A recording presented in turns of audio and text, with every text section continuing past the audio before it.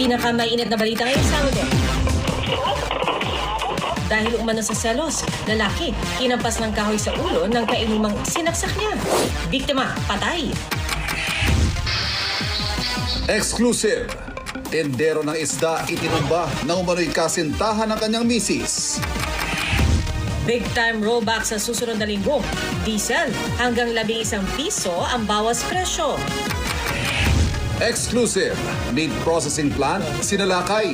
Milyong-milyong pisong halaga ng mga imported na karne na diskubreng nangangamoy na. Kahit tag-ulan na, tubig sa Angat Dam, bumababa.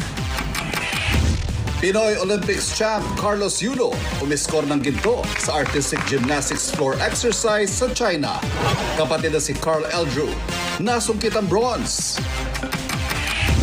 At matapos bumida sa Apoy sa Dugo, Derek Monasterio, bida ngayon sa teatro.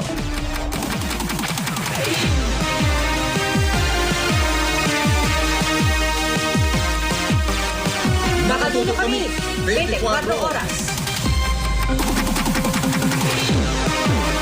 Magandang hapon po. Nauwi sa saksakan at paluan ng kahoy ang inuman ng 3 lalaki at isang babae sa Antipolo.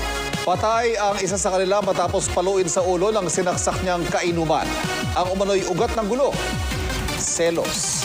Nakatutok si Bea Pinlac.